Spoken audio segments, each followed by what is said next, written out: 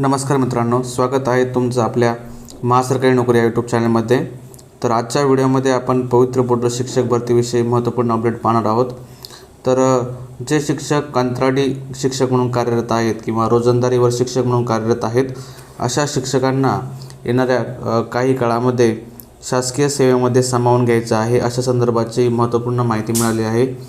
तर जे रोजंदारीचे शिक्षक आहेत किंवा कंत्राटी शिक्षक आहेत, त्यांचा जर शासकीय सेवेमध्ये जर समावेश केला तर त्यामुळे आपल्या शिक्षक भरतीमध्ये पवित्र पोर्टल शिक्षक भरतीवर काय याचा परिणाम होऊ शकतो, शिक्षक भरतीच्या जागा कमी होतील का, यामुळे या संदर्भाची महत्त्वपूर्ण माहिती आपल्याला या व्हिडिओमध्ये पाहायची आहे। जर आपण या चॅनलवर नवीन असाल तर चॅनलला सबस्क्राईब करा। तर चला पाहू आपण ही महत्त्वपूर्ण अपडेट। तर काय अपडेट आहे ती पहा।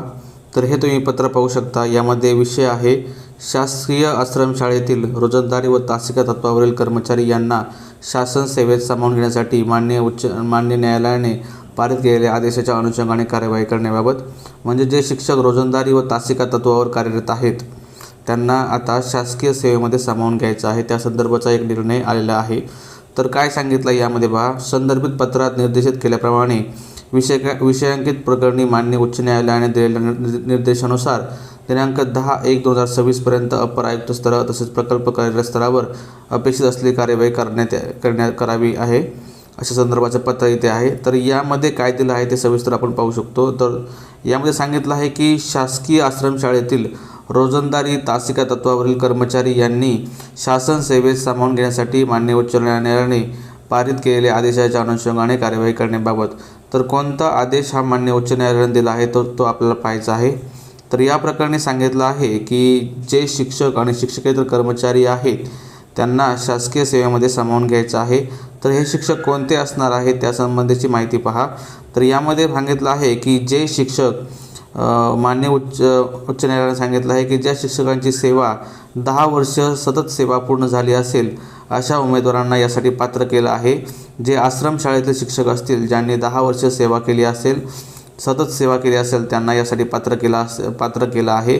आणि त्याचबरोबर ते शिक्षक हे TET उत्तीर्ण असावे, नसल्यास समजा ते TET उत्तीर्ण नसेल तर पुढील 2 वर्षामध्ये त्यांना TET परीक्षा उत्तीर्ण होणे आवश्यक असणार आहे।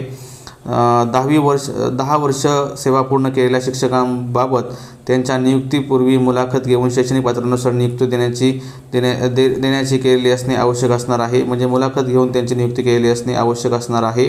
तर हे काही क्रायटेरिया त्यांनी ठेवले आहेत। या क्रायटेरियाच्या अंतर्गत जे शिक्षक यामध्ये बसतात त्या सर्व शिक्षकांना आश्रमशाळेमध्ये आता शासनाच्या सेवेमध्ये शासकीय शिक्षक म्हणून त्यांना शासन सेवेत सामावून घ्यायचं आहे। तर हे जे शिक्षक आहेत त्यांचा 10 वर्ष ज्यांची सेवा पूर्ण आहे अशा रोजंदारीवरच्या शिक्षकांना, तासिका तत्वाच्या शिक्षकांना सेवेत सामावून घ्यायचं आहे। यासोबतच शिक्षकांसोबत सुद्धा अजून जे शिक्षकेतर कर्मचारी आहेत त्यांनासुद्धा शासन सेवेमध्ये समावेश करण्यासाठी सामान्य उच्च न्यायालयाने यासंबंधीची महत्त्वपूर्ण माहिती दिलेली आहे। तर या पदभरतीमुळे नक्कीच ज्या आश्रमशाळेच्या जागा ज्या असतील त्या थोड्याफार प्रमाणात कमी होऊ शकतात, कारण या निर्णयामुळे बरेचसे शिक्षक जे होते ते कंत्राटी पदावर तासिका तत्वावर आश्रमशाळेमध्ये कार्यरत होते, त्या शिक्षकांना आता शासकीय सेवेमध्ये सामावून घ्यायचं आहे, असा आदेश दिल्यामुळे आश्रमशाळेतील ज्या काही जागा पवित्र पोर्टलला येणार होत्या त्या जागामध्ये थोड्याफार प्रमाणात आपण जागा कमी येतील असे चिन्हे दिसत आहेत। तर ही महत्त्वपूर्ण अपडेट आहे पवित्र पोर्टल शिक्षक भरतीच्या जागांविषयी। तर येणाऱ्या काळामध्ये आपण जागांविषयी अजून आढावा घेऊ।